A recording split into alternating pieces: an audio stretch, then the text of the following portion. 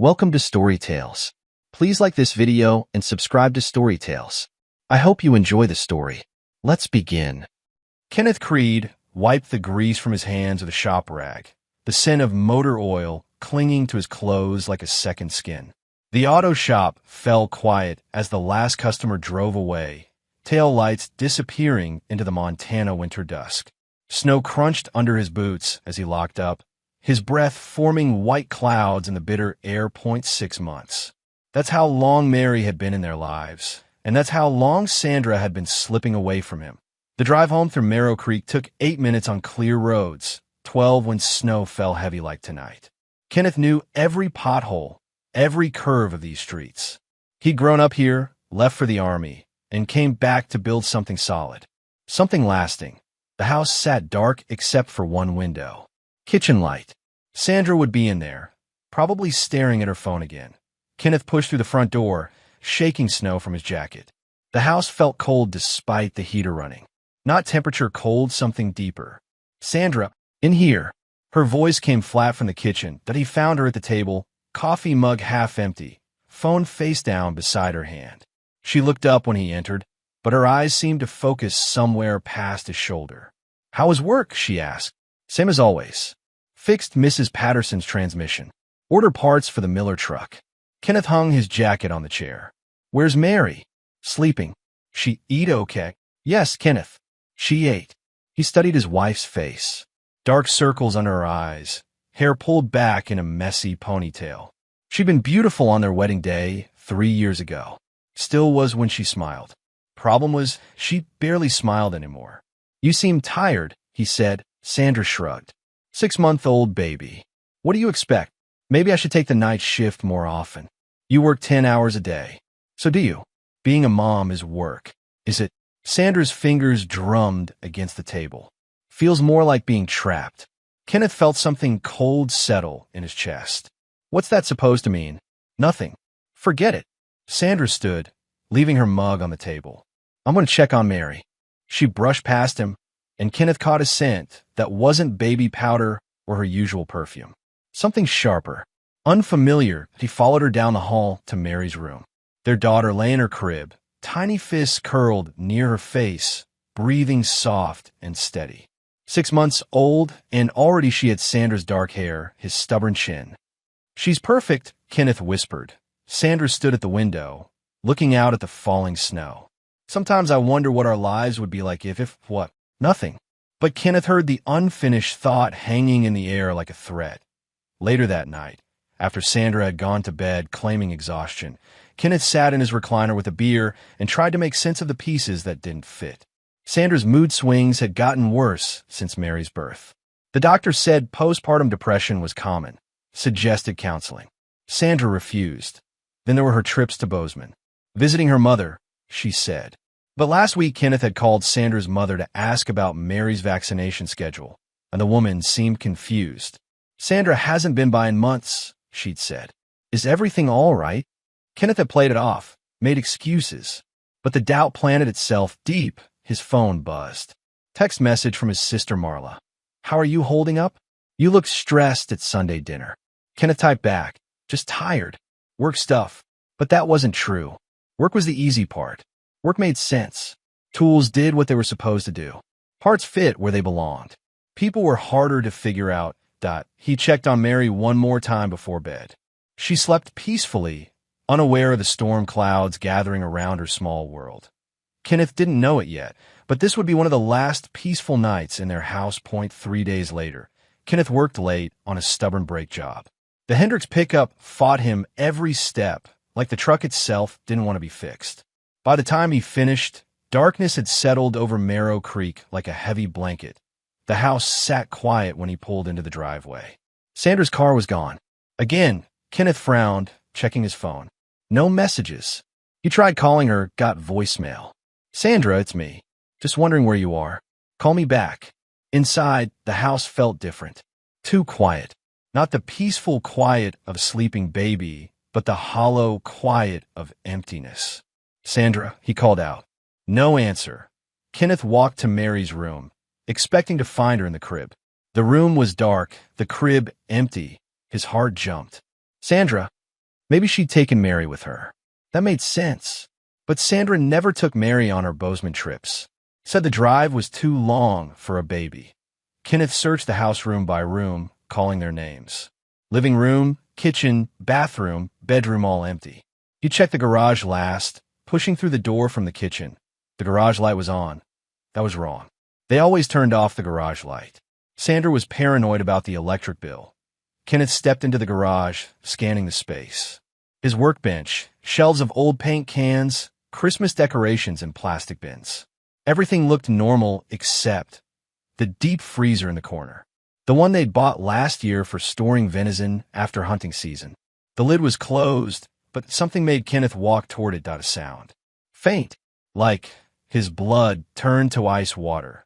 Kenneth ripped open the freezer lid and saw his daughter inside, lying on her side among frozen packages of meat. Mary's lips were blue, her tiny body rigid and still. But her chest moved. Barely. Jesus Christ. Kenneth scooped Mary from the freezer, her body cold as stone against his chest. Mary, baby, stay with me. He ran to the house, grabbing the phone with one hand while holding Mary against his jacket with the other. His fingers shook as he dialed 911. 911, what's your emergency? My baby. My 6-month-old daughter. I found her in a freezer. She's barely breathing. Sir, what's your location? Kenneth gave the address, his voice steady despite the panic clawing at his throat. Army training kicked in. Stay calm. Follow procedure. Get the job done. Is the child conscious? No. She's cold. Really cold. Her lips are blue. I'm dispatching an ambulance. Is she breathing? Kenneth held his ear near Mary's face. Felt the faintest whisper of air. Yes. Barely. I need you to warm her gradually. Skin-to-skin contact. Don't use direct heat. Kenneth pulled off his shirt and pressed Mary against his chest, wrapping them both in a blanket from the couch. Her skin felt like ice. How long was she in the freezer? That was the question that made Kenneth's world tilt sideways. How long? He'd left for work at 7 that morning. It was now past 9 at night.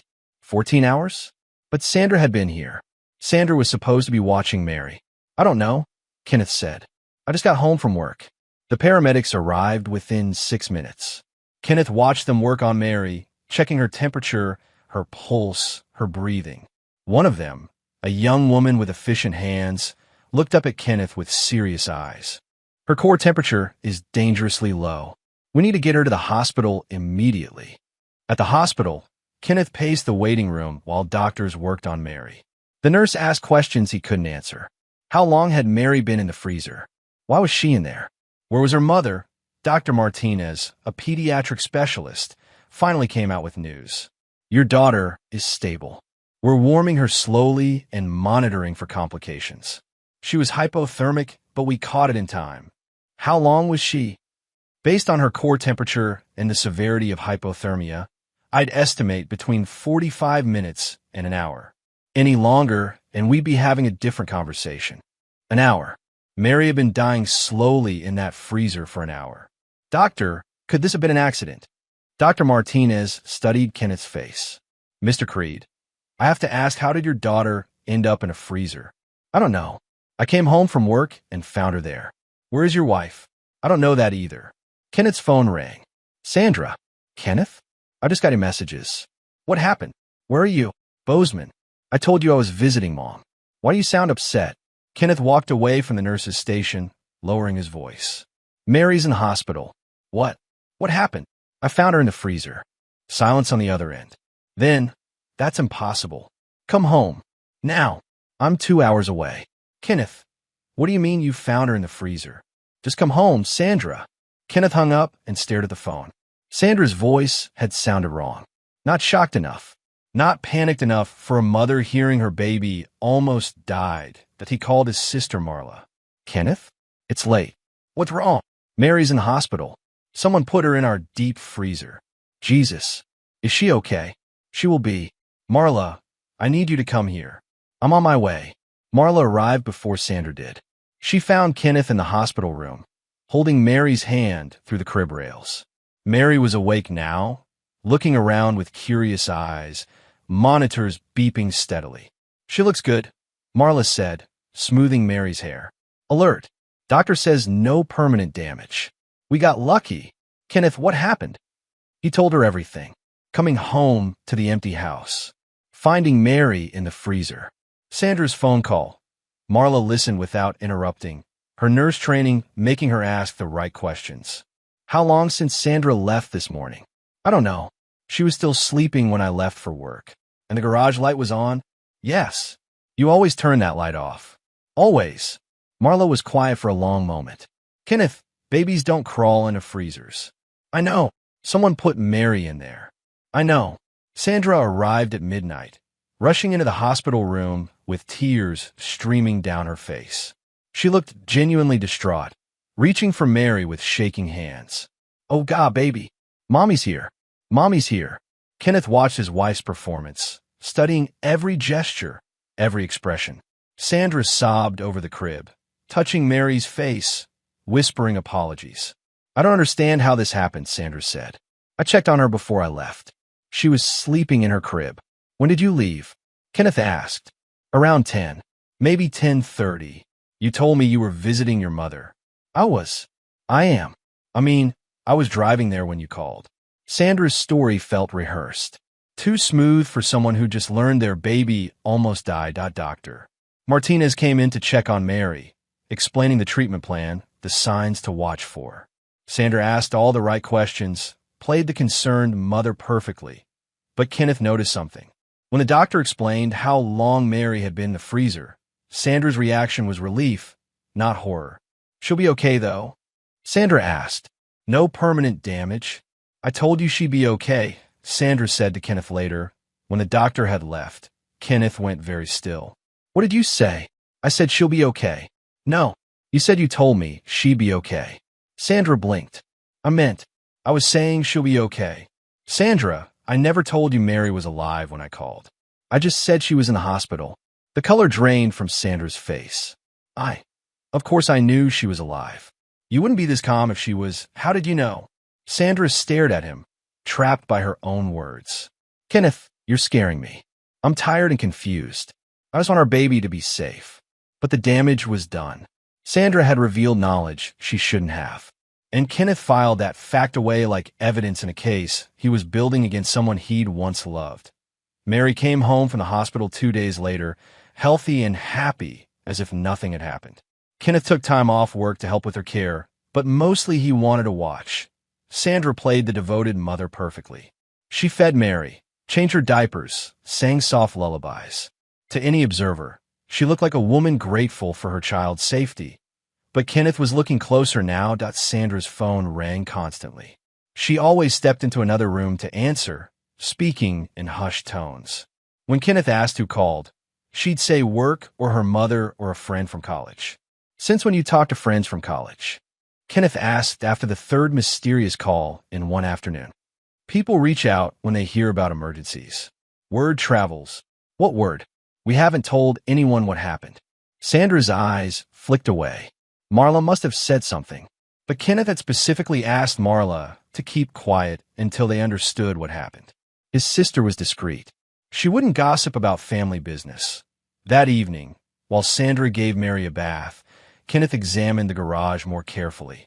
He'd been too panicked the night he found Mary to look for clues. Now he searched like the investigator he'd been trained to be in the Army. The deep freezer sat in the corner, humming quietly. Kenneth opened it, looking inside with different eyes. Packages of venison were stacked neatly on one side. There would have been just enough room for a small body on the other side. He checked the lid. No scratches, no signs of struggle. Mary had been placed inside, not thrown. Kenneth examined the garage door opener, a smart device connected to their Wi-Fi. Sandra's phone could control it. So could his. The device logged every opening and closing with a timestamp. Kenneth pulled up the app on his phone and scrolled through the recent activity. His hands grew cold as he read the data. Garage door opened.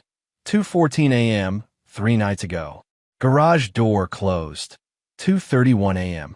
Garage door opened. 6:47 a.m. Garage door closed. 6:52 a.m. Kenneth left for work at 7. He always pulled his truck out and closed the garage behind him, which matched the 6:47 opening. But the middle of the night activity was new. Someone had opened the garage at 2:14 a.m. and closed it 17 minutes later. Then opened it again at 6:47. Sandra claimed she'd left for Bozeman around 10 in the morning. But the garage logs showed activity in the early morning hours when she should have been sleeping. Kenneth took screenshots of the logs and saved them to his phone. Next, he checked the baby monitor. It was a smart device, too, with a camera that recorded to the cloud. Kenneth accessed the recordings from that night, but found nothing. The camera had been disabled. Not broken. Disabled. Someone had turned it off deliberately. Kenneth felt pieces of a puzzle clicking together, forming a picture he didn't want to see. That night at dinner, Sandra seemed nervous. She kept glancing at Kenneth, started conversations, and letting them die. "I've been thinking," she said, feeding Mary from a small jar of baby food. "Maybe we should get a security system. After what happened." "What kind of security system?" "Cameras. Motion sensors. Something to make sure Mary's safe when we're sleeping." Kenneth studied his wife's face. "You think someone broke in?" "I don't know what else to think. Mary didn't put herself in that freezer." "No," Kenneth agreed. "She didn't. It scares me to think someone was in our house. Someone who wanted to hurt our baby." Sandra's performance was good. Concerned mother, worried about security. But Kenneth heard something else in her voice. She was probing, trying to figure out what he knew. "I already ordered cameras," Kenneth said. Sandra went very still. "You did?" "3 of them. Front door, garage, and living room. They should arrive tomorrow." "That was fast." "I don't waste time when it comes to Mary's safety." Sandra nodded, but Kenneth saw worry in her eyes. She didn't want cameras, which meant she had something to hide. Over the next few days, Kenneth installed the security cameras while Sandra watched nervously. He made a show of explaining how they worked, how they uploaded recordings to the cloud, how he could monitor them from his phone. "Even when I'm at work, I'll be able to see everything that happens in this house," Kenneth said. Sandra forced a smile. "That's good. I'll feel safer." But she didn't look safer. She looked trapped. Kenneth also made other preparations.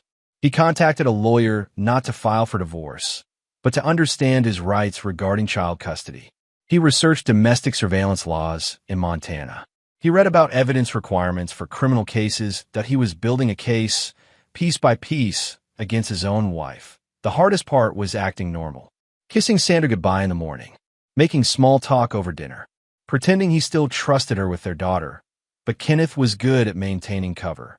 The Army had taught him patience, discipline, and how to gather intelligence without revealing his mission. Sandra, meanwhile, grew more careless. She took longer phone calls, sometimes stepping outside, even in the bitter cold. She made excuses to run errands alone, leaving Mary with Kenneth. She started staying up late, claiming she couldn't sleep. One evening, Kenneth tested her. "I'm thinking about working Saturday overtime," he said. "Big job came in. Good money." "Saturday? But that's our family day. Just this once. Unless you're planning to visit your mom again." Sandra hesitated. "I wasn't planning to. But if you're working anyway, maybe you should. Give you a break from baby duty." "Maybe I will." Kenneth nodded and went back to his newspaper. But inside, he was setting another trap that if Sandra left for Bozeman on Saturday, he'd follow her. He'd find out where she really went when she claimed to visit her mother. Because Kenneth was certain of one thing now. Sandra was lying about everything. The question was why she tried to kill their daughter. And whether she'd try again. Saturday morning arrived gray and cold, with fresh snow dusting the streets of Marrow Creek. Kenneth dressed for work, but didn't drive to the shop. Instead, he parked his truck 3 blocks away and walked back through the alley behind their house. He had a clear view of their driveway from Mrs. Wilker's old garden shed. Eloise Wilker was 87 and spent most of her time watching the neighborhood from her kitchen window. She'd mentioned seeing people at their house when Kenneth and Sandra were supposedly away. Kenneth waited. At T9:30, Sandra's car backed out of the driveway. Kenneth noted the time and direction she headed. Not toward the highway that led to Bozeman. Toward downtown Marrow Creek. Kenneth jogged back to his truck and followed at a distance. Sandra drove through town and turned on a lake road, heading toward the old fishing cabins on the north shore. Kenneth knew those cabins. Half of them sat empty during winter, The other half were rented by men who came to hunt or fish and wanted privacy. Perfect place for secrets. That Sandra's car pulled into the driveway of cabin number 7. Kenneth parked behind a stand of pine trees and watched through binoculars that a man came out to meet Sandra. Tall, muscular, wearing a tight t-shirt despite the cold. He had the kind of jaw and shoulders that belonged in magazines. Kenneth didn't recognize him. The man pulled Sandra into his arms and kissed her like they'd done it many times before. Kenneth felt something hard and cold settle in his chest. Not surprised he'd suspected this, but confirmation still hit like a physical blow. He took photos with his phone's camera, zooming in on their faces. The man's truck had out-of-state plates. Wyoming. Kenneth memorized the license number. Sandra and the man went inside the cabin. Kenneth waited, camera ready. After 30 minutes, they emerged and sat on the cabin's front porch despite the cold. Kenneth couldn't hear their words, but he could read body language. Sandra was upset, gesturing with her hands. The man was calm, reassuring. Kenneth activated the voice recording app on his phone and crept closer through the trees. The wind carried fragments of conversation. Told you it would work, the man was saying. But he found her too early, Sandra replied. Kenneth always comes home exactly at 9:15. Except that night, he worked late. So we try again. Clayton, I can't. You didn't see her in that hospital. She looked so small. Clayton. Now, Kenneth had a name. You said you wanted out, Clayton continued. You said you couldn't take being a mother anymore. This is the only way. But if the power had gone out like we planned, it would have looked like an accident. I know, but your husband's not stupid. He's going to start asking questions. Sandra's voice dropped to a whisper. Kenneth strained to hear. I'm scared. What if he knows? He doesn't know anything. You said he was calm at the hospital. If he suspected you, he would have confronted you by now. Kenneth almost smiled grimly. They had no idea how wrong they were. I just need more time, Sandra said. Time for what? The longer we wait, the more suspicious it looks. You need to end this. In what? Your marriage. Your life here. Take the insurance money and come with me to Wyoming. Insurance money. Kenneth's gut clenched. Sandra had taken out a life insurance policy on Mary 6 months ago. Said it was responsible parenting. Kenneth hadn't questioned it at the time. Now he understood. Sandra hadn't just tried to kill their daughter.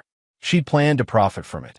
Kenneth recorded for another 10 minutes, capturing enough conversation to prove Sandra's guilt. Then he crept back to his truck and drove home. The house felt different now that Kenneth knew the truth. Every room held evidence of Sandra's deception. Her laptop, which she claimed she used for online shopping, probably contained emails with Clayton. Her car would have his fingerprints, his DNA.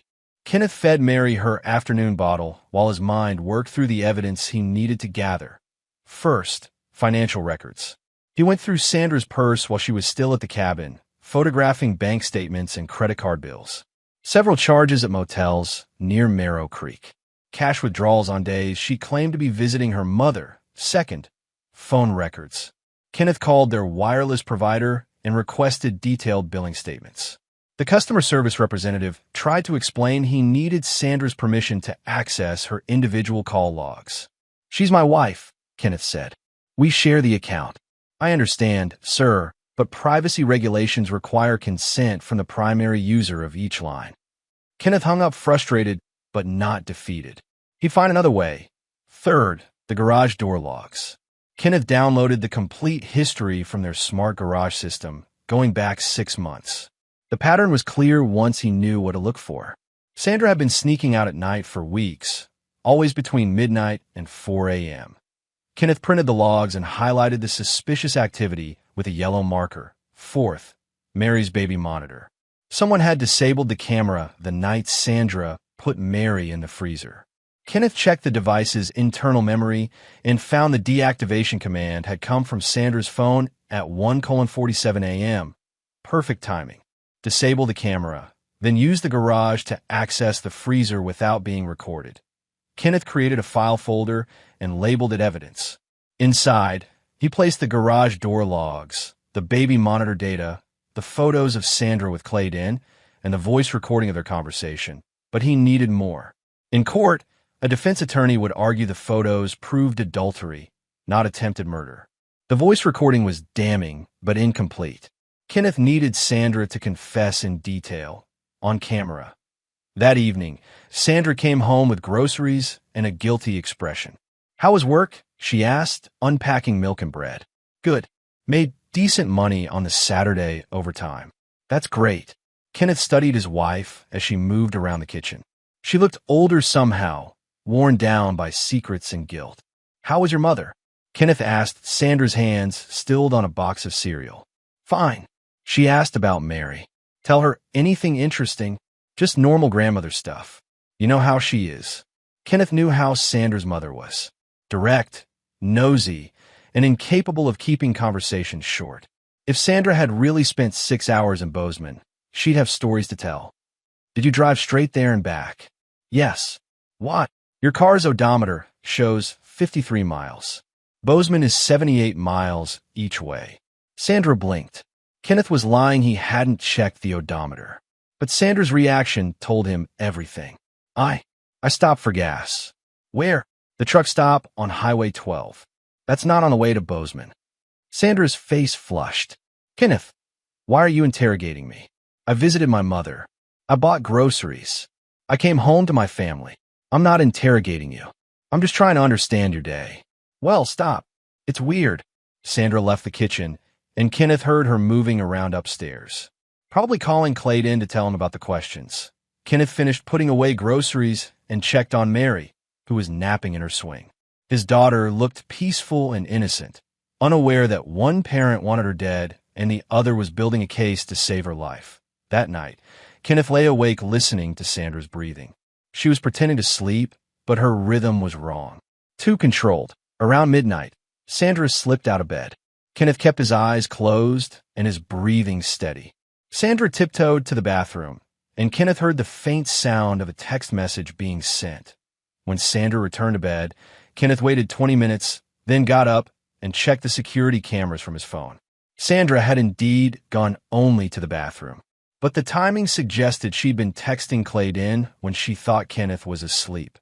Kenneth was learning Sandra's patterns, her tells, her weaknesses.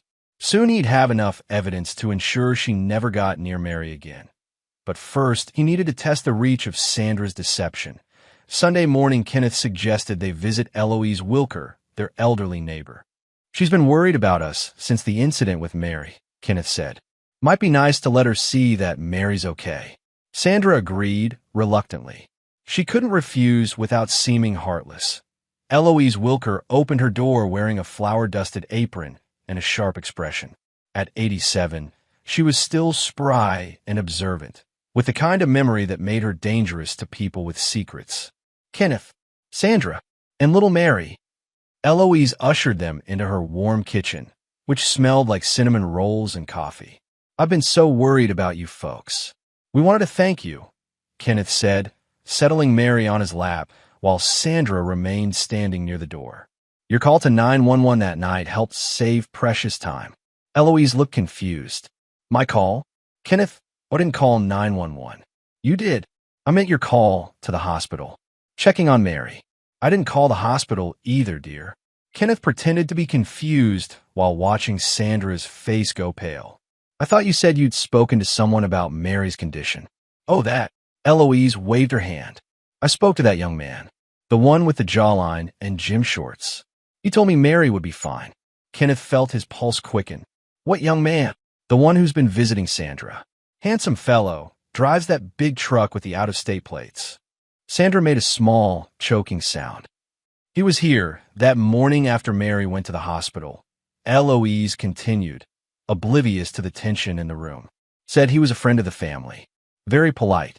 Assured me little Mary was going to be just fine." Kenneth turned to Sandra. "Did you know someone came by to check on us?" "I know. I don't know who she's talking about." "Tall fellow," Eloise said helpfully. "About your age, Kenneth." Sandra left with him in his truck. "I saw them from my window."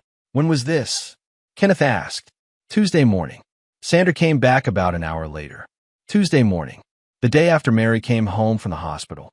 Sandra had claimed she was running errands. "Mrs. Wilker," Sandra said, her voice tight. "I think you might be confused. I didn't go anywhere with anyone on Tuesday." Eloise's eyes sharpened. "Dear, I may be old, but my eyes work fine. I watched you get into that truck with the man. You were wearing your blue coat and those white sneakers. Sandra was indeed wearing white sneakers today. Kenneth doubted it was a coincidence. Well, Sandra said, forcing a laugh. Maybe I did accept a ride to the store. I don't remember every little detail from that difficult week. Of course not, Eloise said kindly. Trauma affects memory. But the young man seemed very concerned about Mary. Asked specific questions about her recovery time, whether there would be lasting effects. Kenneth filed away that detail. Clayton had been gathering information about Mary's condition, probably to help Sandra plan their next move.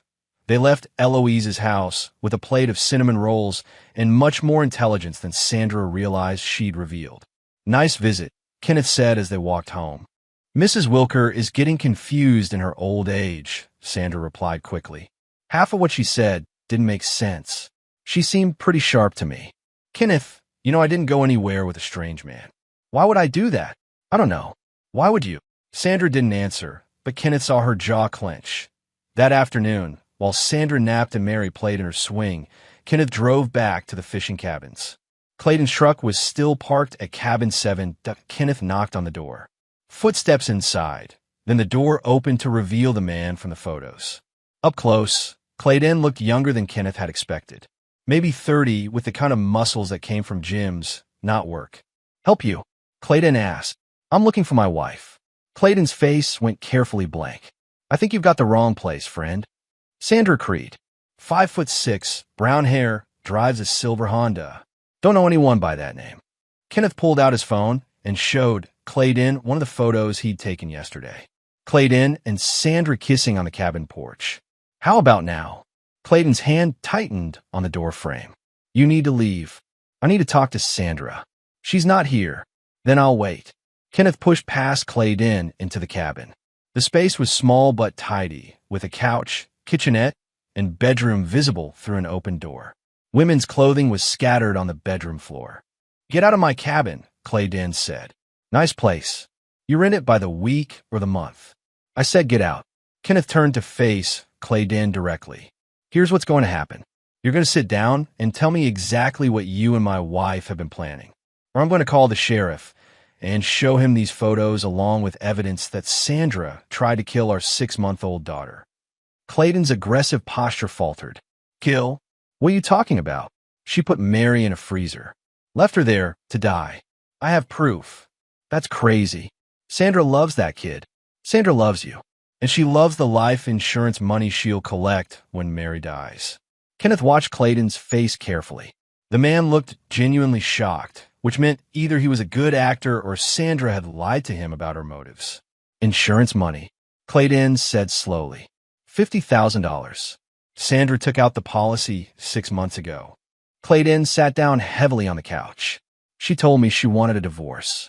Said she was unhappy, felt trapped. She never said anything about hurting the baby. What did she say about getting free? That she needed to make it look like your fault, like you were an unfit father, so she could get custody and move away. Kenneth studied Clayton's expression. The man seemed to be telling the truth, but that didn't make him innocent. What about the power outage? Clayton's eyes widened. How do you know about that? I recorded your conversation yesterday. Jesus. Clayton ran his hands through his hair. This is bad. This is really bad. What power outage, Clayton? Sandra said. She said the freezer might malfunction if the power went out. Said it would look like an accident if the baby was in there when it happened. You helped her plan this. No, I thought she was talking hypothetically, like a worst-case scenario thing. I didn't know she was actually going to. Clayton trailed off, realizing he'd just confessed a conspiracy. Here's what you're going to do, Kenneth said. You're going to keep acting normal around Sandra. Don't tell her we talked. Don't change your behavior. And when I need you to, you're going to testify about everything she told you.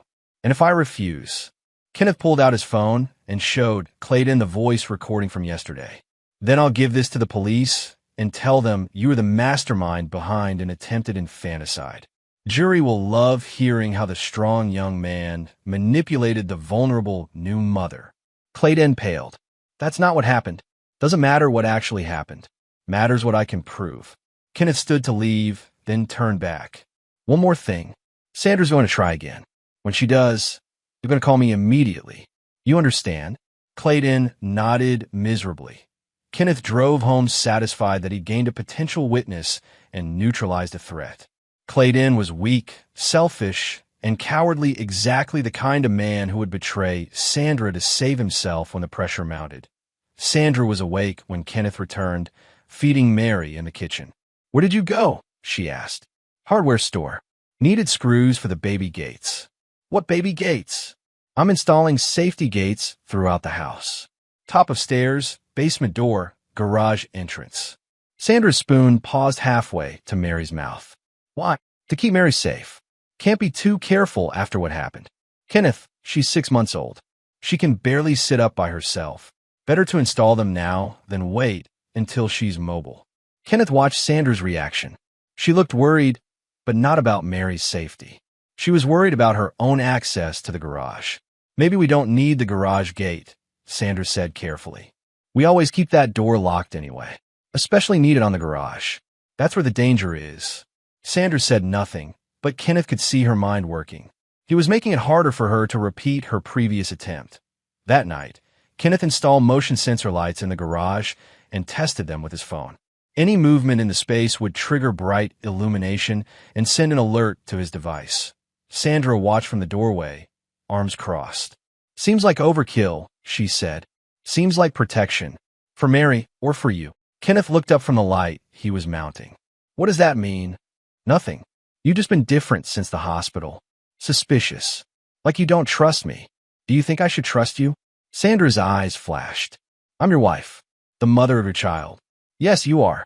Kenneth went back to his work, but he could feel Sandra watching him. She was getting desperate, and desperate people made mistakes. Kenneth was counting on it.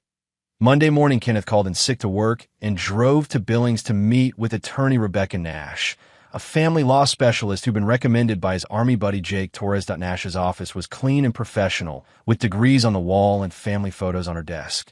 She listened while Kenneth explained the situation, taking notes and asking sharp questions. "You have compelling evidence," Nash said when Kenneth finished. "But it's mostly circumstantial. A prosecutor would want more before filing charges." "What kind of more?" "A confession. Video evidence of another attempt.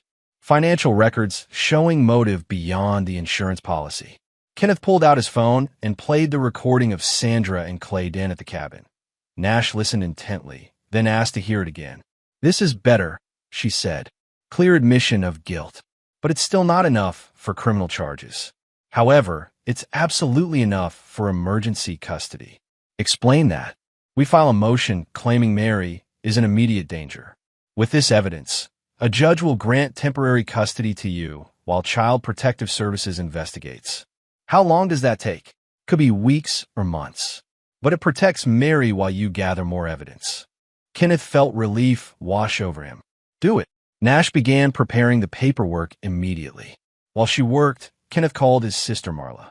"I need to tell you something," Kenneth said, "and I need your help." He explained everything he discovered. Marla listened without interrupting, but Kenneth could hear her sharp intake of breath when he played the recording. "That evil witch," Marla said. "Kenneth, we have to stop her." "I'm trying, but I need medical documentation about Mary's condition that night." "I can get that. I still have contacts at the hospital." "Can you do it quietly?" "Of course." "What else do you need?" "Someone to watch Mary when this gets messy. Sandra's going to be arrested eventually. She's coming home with me the minute you say the word." Kenneth felt grateful for his sister's loyalty. Marla had always been protective of family, and she loved Mary like her own daughter. "One more thing," Kenneth said.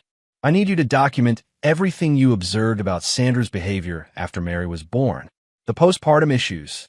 Was it really postpartum depression, or was it something else?" Marla was quiet for a moment. Looking back, it seemed more like resentment than depression. She acted like Mary was an inconvenience, not a blessing. "Will you write that down?"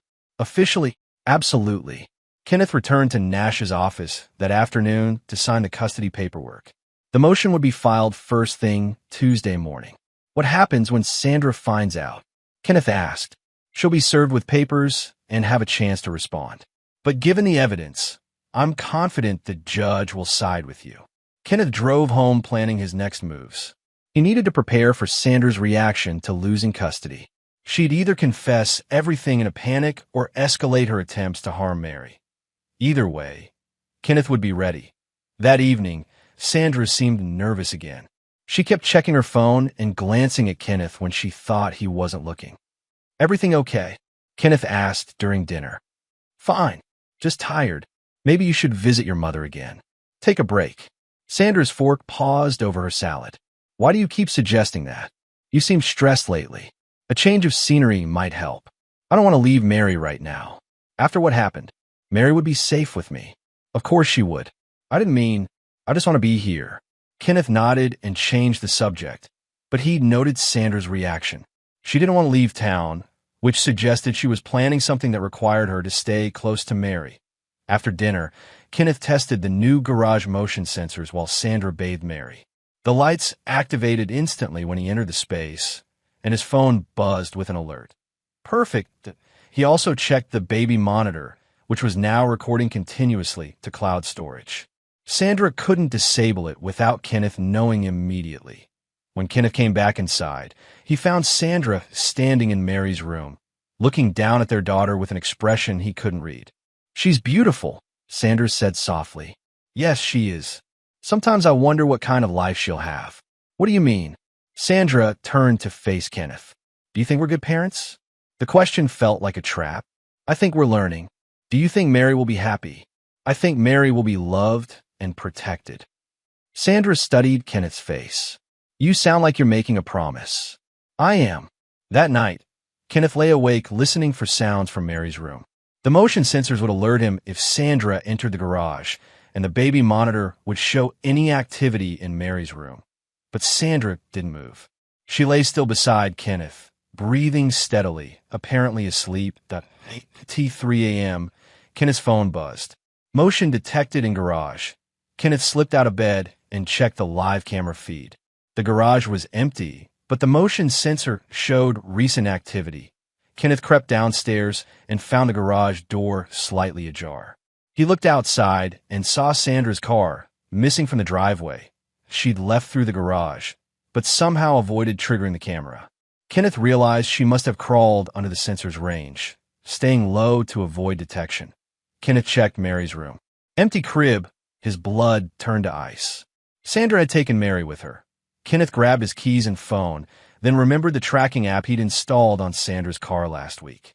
He pulled up the location, the fishing cabins. Kenneth drove through the night toward the lake, his mind racing through terrible possibilities. Was Sandra planning to kill Mary at the cabin? Make it look like an accident far from home? Or was she running, planning to disappear with their daughter? Either way, Kenneth was done playing games. Tonight, everything would end. Kenneth reached the fishing cabins at 3:47 a.m., his truck's tires crunching on the gravel road. Cabin 7 showed lights in the windows, and Sandra's car sat in the driveway next to Clayton's truck. Kenneth parked in the trees and approached on foot, checking his phone to make sure the voice recording app was active. He needed to hear what Sandra was planning. Voices carried through the thin cabin walls. "Can't stay here," Clayton was saying. "He's going to call the police." "He doesn't know anything," Sandra replied. "We stick to the plan." "What plan?" "You said you were getting a divorce, not kidnapping your own kid." "I'm not kidnapping her. I'm her mother." Kenneth crept closer to the window and peered inside. Sandra sat on the couch, holding Mary, who was sleeping peacefully. Clayton paced near the kitchenette, looking agitated. "Sandra, this is crazy. Take the baby home." "I can't go home." Kenneth's suspicious. He's been asking questions, installing cameras. "So answer his questions. Act normal." "I can't act normal anymore." Sandra's voice cracked. "Every time I look at her, I remember how trapped I feel, how much I want my old life back." Kenneth felt his jaw clench. Sandra was talking about Mary like she was a burden instead of a daughter. "Then get divorced," Clayton said. "Do it legally. And give up half of everything." Kenneth makes good money. The house, his truck, the shop, I'd lose all of that. So this is about money. It's about freedom. And yes, money helps you be free. Clayton stopped pacing and stared at Sandra. "Jesus, you really did try to kill her." "I tried to solve a problem. She's your daughter. She's a mistake I can't undo." Kenneth had heard enough. He pulled out his phone and called 911. 911, what's your emergency? This is Kenneth Creed. I need officers at the fishing cabins on Lake Road. Cabin 7. My wife has kidnapped our infant daughter. Sir, can you confirm your location? Kenneth gave the address and explained the situation quickly. The dispatcher promised units were on the way. Kenneth hung up and called Clayton's number, which he'd saved from yesterday's conversation. Clayton's phone rang inside the cabin. Hello, this is Kenneth. I'm outside the cabin. Clayton went to the window and looked out, his face pale in the lamplight. Bring me my daughter, Kenneth said. Now, Kenneth, we're just talking. Nobody's hurt. Bring her out, or I'm coming in. Kenneth could see Clayton looking at Sandra, who was shaking her head frantically. She doesn't want to see you right now, Clayton said. I don't care what she wants. I care about Mary. Kenneth ended the call and approached the cabin door. Through the window, he saw Sandra whispering urgently to Clayton while Mary stirred in her arms. Kenneth knocked on the door. Sandra, open up. No response. Kenneth tried the handle. Locked. Sandra, the police are on their way. Don't make this worse than it already is. The door opened, and Clayton appeared looking defeated. She's in here. Kenneth pushed past him and found Sandra sitting on the couch, clutching Mary like a shield. Give me my daughter, Kenneth said. She's my daughter too. You tried to kill her. I never. That's not what happened. I have recordings, Sandra, of you admitting you put Mary in the freezer. Sandra's face crumpled. Kenneth, please. Let me explain. Explain to the police. Kenneth reached for Mary, but Sandra pulled back. Don't take her from me. You took her from me first. I'm her mother. No, Kenneth said, his voice hard. Mothers don't put their babies in freezers. Sirens wailed in the distance, growing louder. Sandra heard them and began crying. Please, Kenneth. I made a mistake. I was confused, depressed. I wasn't thinking clearly. You were thinking clearly enough to plan it with him. Kenneth nodded toward Clayton. I never planned anything, Clayton protested. She told me she wanted a divorce. Shut up, Sandra snapped. The police arrived with flashing lights and loud voices. 3 officers approached the cabin while Kenneth stood in the doorway, holding Mary. Mr. Creed, the lead officer was a woman in her 40s with sergeant stripes. I'm Sergeant Lopez. Are you and the baby okay? We're fine now. Ma'am, I need you to step outside, Lopez said to Sandra. I haven't done anything wrong. We'll sort that out. Right now, I need everyone outside where we can talk safely. 20 minutes later, Sandra sat in the back of a police car while Kenneth gave his statement to Sergeant Lopez. He showed her the photos, played the recordings, and explained about finding Mary in the freezer. This is a complex domestic situation, Lopez said. We'll need to involve Child Protective Services and the district attorney's office. What happens to Sandra depends on what the DA decides to charge her with. Could be child endangerment, could be attempted murder. Kenneth nodded. What about him? He gestured toward Clayton, who was giving his own statement to another officer. Accessory charges, possibly. Again, up to the DA. Kenneth held Mary close, feeling her warm weight against his chest. She was safe now. Finally safe. The next morning, Deputy District Attorney Laurel Shaw called Kenneth at home. Mr. Creed, I've reviewed the evidence you provided to Sergeant Lopez. I'd like to meet with you this afternoon to discuss charges. Shaw's office was in the courthouse, a small building that served 3 rural counties. She was younger than Kenneth had expected, maybe 35, with sharp eyes and a no-nonsense manner. Your wife is currently being held on charges of child endangerment and kidnapping, Shaw said. But after reviewing your evidence, I think we can do better. What do you mean? Attempted murder. Your recordings prove premeditation. The insurance policy establishes a financial motive. The physical evidence shows she deliberately placed your daughter in a life-threatening situation. Kenneth felt something tight in his chest finally loosen. Can you make it stick? With your cooperation, yes. But I need you to understand what this means. Your wife will likely spend the next 20 years in prison. Good. Shaw studied Kenneth's face. You're certain about this? No possibility of reconciliation. She tried to kill my daughter for insurance money. There's no coming back from that. Shaw nodded and opened a thick file. Then let's talk about how we're going to prove it. Sandra's arraignment was held the following Thursday. Kenneth sat in the gallery with Marla, watching his wife stand before Judge Harrison in an orange jumpsuit. Mrs. Creed, you're charged with attempted murder in the first degree, child endangerment, conspiracy to commit murder, and kidnapping, Judge Harrison read. How do you plead? Sandra's public defender, a tired-looking man named Phillips, spoke for her. Not guilty, Your Honor. Bail is set at $500,000. Trial date is set for March 15th. Kenneth felt satisfaction wash over him. Sandra couldn't make bail, which meant she'd stay in jail until trial. Mary would be safe outside the courthouse. Phillips approached Kenneth. Mr. Creed, my client would like to discuss a plea agreement. Talk to the DA. She wants to apologize to you personally. Kenneth turned to face the lawyer. Tell your client that if she'd wanted to apologize, she shouldn't have tried to murder my daughter. She maintains her innocence regarding attempted murder. She admits to poor judgment and temporary mental instability. She admits to putting a 6-month-old baby in a freezer and leaving her there to die. Phillips looked uncomfortable. Postpartum depression can cause severe. Save it for the jury. Kenneth walked away, Marla beside him. How are you holding up? Marla asked. Better now that she's locked up. What about Mary? She's perfect. Happy. She doesn't know how close she came to losing everything. Over the next few weeks, Kenneth worked closely with DA Shaw to prepare for trial. They organized the evidence, lined up witnesses, and planned their strategy. Clayton Rowe has agreed to testify against your wife in exchange for a reduced sentence, Shaw told Kenneth during one of their meetings. What kind of reduced sentence? 5 years instead of 15. He'll serve time for conspiracy and accessory charges, but nothing close to what Sandra's facing. Kenneth wasn't entirely satisfied with the deal, but he understood the necessity. Clayton's testimony would seal Sandra's fate.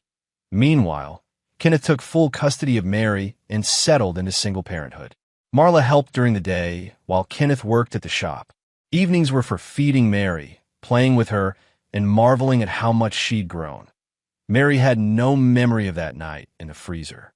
To her, Kenneth was simply the parent who was always there, always attentive, always protective. The trial began on a cold March morning. Kenneth wore his best suit and sat in the front row as potential jurors were questioned. Shaw wanted people with children, people who would understand the gravity of Sandra's crime. Sandra looked different at the defense table. Thinner, older, with dark circles under her eyes. Prison didn't agree with her. During opening statements, Shaw painted a clear picture of premeditation and greed. Sandra Creed didn't snap under the pressure of new motherhood, Shaw told the jury. She planned the murder of her 6-month-old daughter for financial gain. She took out a life insurance policy, arranged for an alibi, and deliberately placed Mary Creed in a freezer to die. Phillips, the defense attorney, tried to argue mental illness. My client was suffering from severe postpartum depression, a condition that affects thousands of new mothers. She was not thinking clearly, not acting rationally. This was a cry for help, not a calculated murder. Kenneth listened to both arguments, but only one rang true. Sandra had been calculating from the beginning. The prosecution's case unfolded over 6 days, with Kenneth as the star witness. Shaw led him through his testimony carefully, establishing the timeline of events and Kenneth's growing suspicions about Sandra's behavior. When you found Mary in the freezer, what was your first thought? Shaw asked. That I might be too late. That I might lose her. Did you suspect your wife at that time? No. I thought someone had broken in. When did that change? Kenneth looked directly at the jury. When Sandra said she'd told me Mary would be okay. She knew Mary was alive before I told her. Phillips tried to poke holes in Kenneth's testimony during cross-examination. Mr. Creed, isn't it true that you installed surveillance equipment to spy on your wife? I installed security equipment to protect my daughter. You recorded private conversations without consent. I recorded evidence of a crime. You followed your wife and took photographs of her personal activities. I followed a suspect and documented her meeting with a co-conspirator. Phillips made Sandra sound like a victim of Kenneth's paranoia, but Kenneth remained calm and factual. The evidence spoke for itself. Dr. Martinez testified about Mary's condition when she arrived at the hospital. The infant's core temperature was dangerously low. Another 10 to 15 minutes of exposure could have been fatal. In your medical opinion, could this have been accidental? No. The freezer was functioning normally. Someone placed the child inside and closed the lid. Eloise Wilker testified about seeing Sandra with Clay Den, providing crucial evidence about the affair and conspiracy. She left with that young man several times, always when her husband was at work. Marla testified about Sandra's behavior after Mary's birth. She seemed resentful rather than depressed, like Mary was an inconvenience instead of a blessing. The garage door logs, the baby monitor data, and the financial records all painted a picture of calculation and planning. But the most damaging testimony came from Clay Den himself. He took the stand looking nervous and ashamed, avoiding eye contact with Sandra. She asked me if a freezer death would look natural. Clay Den testified, said if the power went out, it would seem like an accident. Did you understand what she was planning? Not at first. I thought she was speaking hypothetically. When did you realize she was serious? When she called me after putting the baby in the freezer. She was panicked because her husband found the baby too quickly. What did she say exactly? That the plan failed because Kenneth worked late that night. She said next time she'd have to be more careful about timing. Phillips tried to discredit Clay Den during cross-examination. You're testifying to save yourself from a longer prison sentence, aren't you? Yes. So the jury should believe you're suddenly telling the truth when it benefits you. I'm telling the truth because it's the right thing to do. That baby could have died. Kenneth watched the jury's faces during Clay Den's testimony. Several looked disgusted, others angry. They weren't buying the defense's attempts to paint Clay Den as an unreliable witness. Sandra didn't testify on her own behalf. Phillips called expert witnesses about postpartum depression and the effects of mental illness on judgment, but the evidence against Sandra was overwhelming that on the final day of testimony, Shaw called a surprise witness, Agent Rebecca Torres from the FBI's Financial Crimes Unit. Kenneth hadn't known about this witness, and from Phillips' reaction, neither had the defense. Agent Torres, what did your investigation reveal about the defendant's financial activities? We found evidence of significant debt that Mrs. Creed hid from her husband. Credit cards, personal loans, online gambling. Kenneth felt shock wash over him. Sandra had been gambling. How much debt are we talking about? Approximately $80,000. The courtroom erupted in murmurs. Kenneth stared at Sandra, who was whispering frantically with Phillips. Was Mr. Creed aware of this debt? No. Mrs. Creed used a separate mailing address and forged her husband's signature on several loan applications. Shaw introduced bank records showing Sandra's gambling activity over the past year. Thousands of dollars lost on online poker sites, sports betting, and casino apps. In your opinion, would the $50,000 life insurance payout on Mary Creed have helped Mrs. Creed's financial situation? It would have covered most of her immediate debt, yes. Kenneth felt the final piece of the puzzle click into place. Sandra hadn't just wanted freedom from motherhood. She needed money to cover her gambling debts. Phillips objected repeatedly, but the financial evidence was solid. Sandra had been stealing money from their joint accounts to fund her gambling, then taking out loans when that wasn't enough. During closing arguments, Shaw hammered home the motive. Sandra Creed didn't just want to escape motherhood. She needed $50,000 to cover debts her husband knew nothing about. She saw her own daughter as a means to solve her financial problems. Phillips made one last attempt to argue mental illness, but the financial evidence undermined his case. Sandra's gambling showed planning and calculation, not mental breakdown. The jury deliberated for 3 hours. We, the jury, find the defendant guilty of attempted murder in the first degree. Kenneth closed his eyes and felt relief flood through him. We, the jury, find the defendant guilty of child endangerment. We, the jury, find the defendant guilty of conspiracy to commit murder. We, the jury, find the defendant guilty of kidnapping. Sandra collapsed at the defense table, sobbing. Phillips put his arm around her shoulders, but she was inconsolable. Judge Harrison scheduled sentencing for the following week. Kenneth walked out of the courthouse with Marla, feeling like he could breathe fully for the first time in months. It's over, Marla said. Yes, it is. What now? Kenneth thought about Mary, probably napping at Marla's house under the care of a babysitter. His daughter was safe, Sandra was convicted, and life could finally move forward. "Now we go home," Kenneth said, "and we start over." 1 year after Sandra's sentencing to 25 years without parole, Kenneth sat in his living room, watching Mary take her first steps at 18 months. She was curious and fearless, toddling between the couch and coffee table with determination. She had Kenneth's stubborn streak and Sandra's dark eyes, but her personality was entirely her own. "Dida!" Mary squealed when she reached Kenneth's arms. "That's right, baby girl.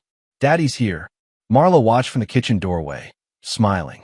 She'd moved in 6 months ago to help with Mary's care, and the arrangement worked perfectly. Mary had a doting aunt, Kenneth had reliable child care, and Marla had the daughter she'd never had. "Dinner's ready," Marla announced. They ate as a family, Mary in her high chair making happy messes with mashed vegetables. The conversation was light, focused on Mary's development and Kenneth's plans to expand the auto shop. Nobody mentioned Sandra anymore. She was a closed chapter, a cautionary tale about greed and selfishness that had no place in their peaceful home. After dinner, Kenneth bathed Mary and read her a bedtime story. She fell asleep in his arms, warm and secure and loved. "You were left in the cold," Kenneth whispered, stroking her hair. "But now you'll never feel it again." Outside, snow began falling on Marrow Creek, blanketing the town in quiet white.